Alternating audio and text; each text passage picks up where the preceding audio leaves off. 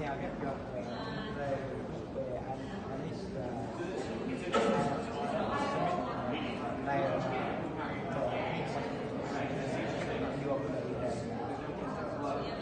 Orang yang ini simit IRF này do phát lại về đây là chỉ nằm lừa câu lúc đẹp lần xa do lâu thời gian này chỉ nhớ bắt đầu lừa làm câu xa prong này chỉ nghĩ không nó lại qua đây nó lại kẹt ba này cũng nó cần gần làm sao để làm để cái sản phẩm chọn bạn là đây kẹt nó cao được cái cấp của ai dưới cái này nó sẽ như có kẹt để ta để bao đây kẹt có một ngay để nào kẹt ba cái năm ba là hoa kẹt có sang đèn có cả một chữ có kẹt có pin bằng có kẹt cái lọc cái sim này có tô cái năm ba là chẳng mang để nó đặt kẹt chặt đi sản cái dọn đi để nó cái mặt cái tim này kẹt ba đồ này và năm là một vùng tiếp lên này kẹt có không từ ngay cái đó là cái gì có hàng rồi như đây cái gì cái kẹt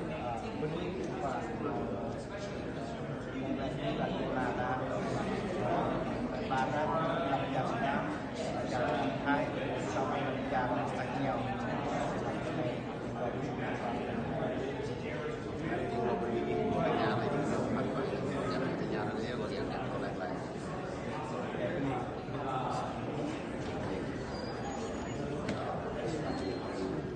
people culture events, what we call them.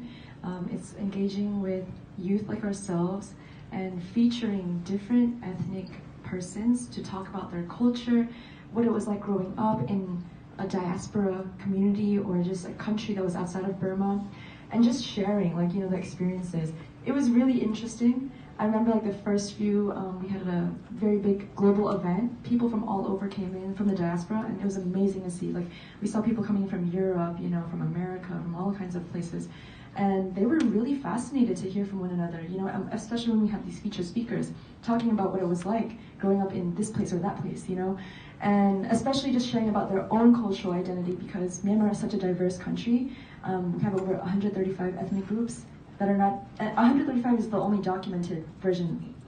Keep that in mind. There's so many more that we don't even know about. I don't even know about myself. So just being able to educate one another about this, differences, these, the beauty and diversity of our country, really, it's, I think, something that's really essential, for all of us to just take in so that we can further, enhance this identity, cultural identity for our personal, individual level and then community level.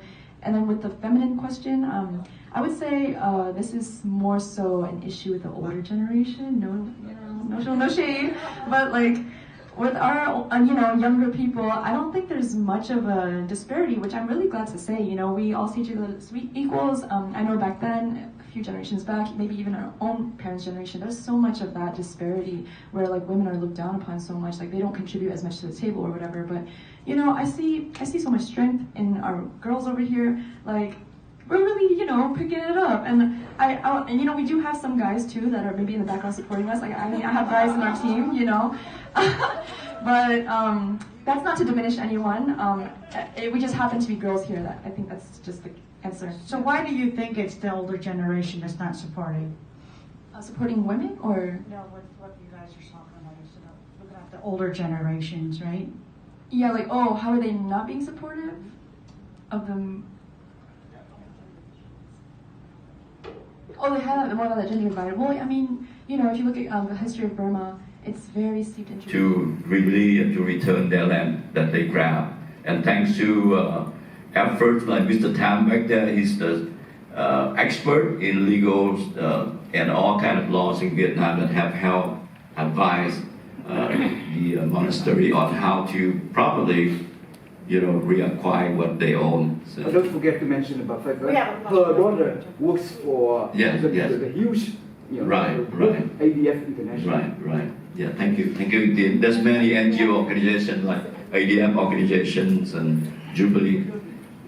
Hi, thank you. I want to first of all express so much appreciation to all of you for every learning over the last couple of days, and thank you for your very helpful presentation this morning. As a Protestant pastor, I am wondering, I would love to hear from you, what have you felt like are some of the best ways that Catholic Christians and Protestant Christians have supported human rights efforts together? And are there some dreams you have about ways to improve relationships so that we can keep strengthening one another's work? Thank you for your question. We had some pastor from the Protestant church, and really it was amazing what we did with them. You know, PBSOS is a non-religious denomination. Yeah, just Vietnamese association. So we work with every religion, all the religions in Vietnam. Anyway, we help with PBSOS, the Protestant church in the mountains. We call the Montaña.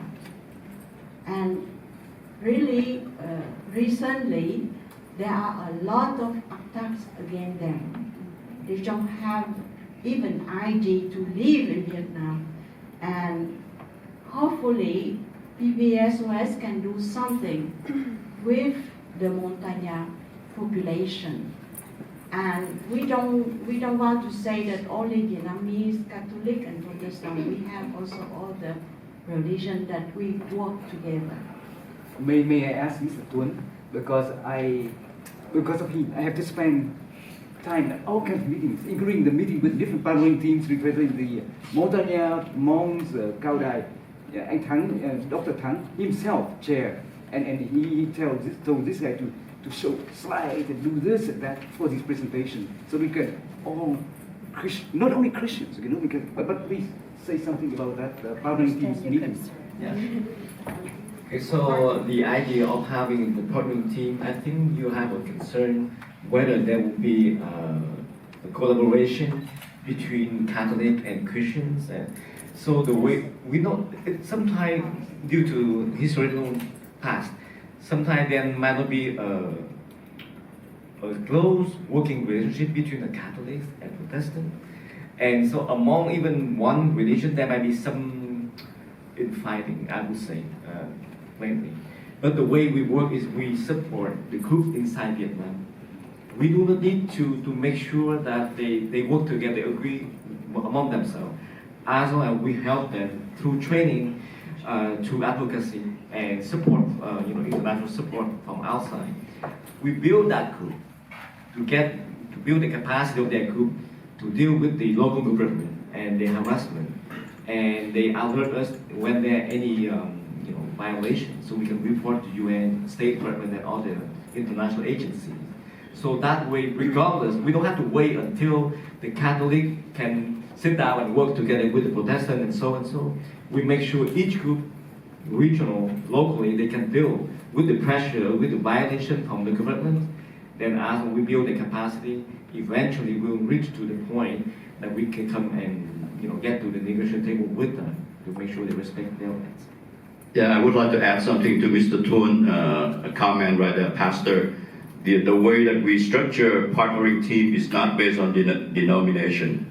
We based on their needs, and then we extract the expertise, like Mr. Tam, his expertise in legal field. He will be assigned to the partnering team that need that.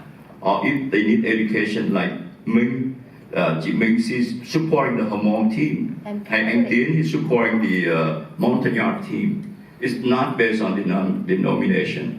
It's based on the need. I support everybody. Yeah. You are Superman.